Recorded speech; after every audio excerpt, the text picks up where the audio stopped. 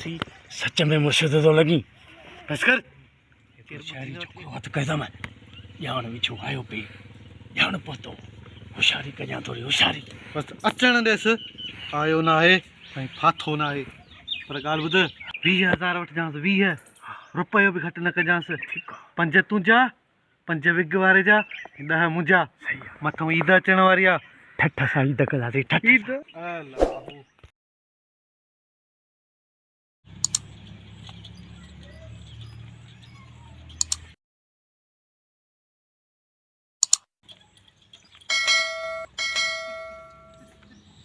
time भी इहो थियो आहे जॻह बि ही चई आहे न किथे हूंदो मुर्शिद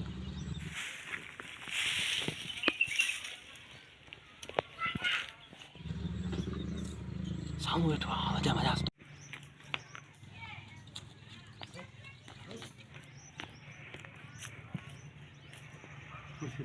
हिम्मत करे वो साम्हूं अचे थो छोकिरी मूंखे मिली वञे शादी थी वञे ॿियो छा खपे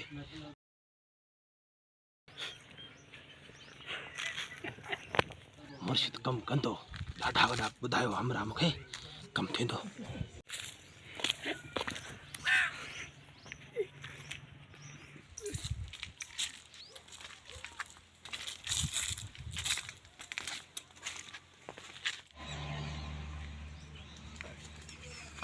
मुर्शिदा मुर्शिदा मुर्शिदा मुर्शिदा छा साईं थियो मुंहिंजो हिकिड़ो कमु कर मुर्शिद बसि वे बच्चा वे थधो थी सभु कम थींदा तुंहिंजा को बि कमु न रहबो बाबा तू घबराई न असली हे जेके बाग आहिनि ॾिठा आई इहे सफ़ा हीअं फूक में उॾामी आहे तोखे बि फूक में सॼी अमरीका पहुचा छॾे असांजो मुर्शिद अहिड़ो अथई हे वण ॾिसींदो नी फू कंदो नी वण सड़ी वेंदा हट हा जो फू करे त हिते कार अची वञे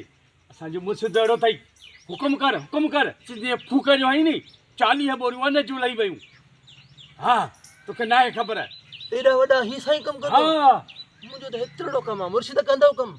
हा ॿुधा मुर्शिद ॿुधा जल्द कर हुकुम कर बच्चा सभु कम थींदा असां त मुअलनि खे उथारे छॾियोसीं तुंहिंजो कहिड़ो ख़सीस कमु हूंदो न मुंहिंजो आम कमु आहे मुर्शिद हा त सभु कम थींदा तुंहिंजा हा तूं मुर्शिद खे सुञाणी कोन थो मुर्शिद वटि चङा भला ईंदा अथई वटि चङा भला कम थींदा अथई ॻाल्हि ॿुध मुर्शिद 20,000 वठंदई इहो करी चई त पोइ तुंहिंजो कमु थींदो न त हलो अथऊं साईं मां 40 बि ॾींदोमांव वरी करे ई न फूक सां फना न भाउ मां ग़रीब आहियां ईअं न कयो ओ भाउ मुर्शिद मुर्शिद बस मुर्शिद बस जई मुर्शिद खे जलाली न ॼाणाए मुर्शिद खे जलाली आई नी त बसि अलाए काॾे उड़ी वेंदे ओ मुर्शिद कमु थींदो मुंहिंजो चंद्रा ॿुधाईंदे त कमु थींदो न साईं ॿुधायां इजाज़त आहे बाबा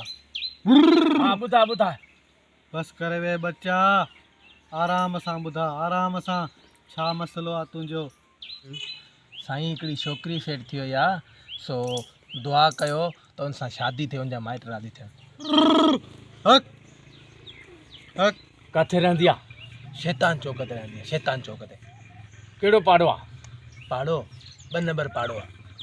दरवाज़ो आहेसि कहिड़ो दरवाज़ो आहे लोदर अथसि ॻाढ़े कलर में तुंहिंजो कमु कोन थींदो बच्चा हलियो वञ पर छो साईं हिन जे करे त तूं वञी मुर्शिद जे घर पहुतो आहीं कॾहिं असां ई न विया आहियूं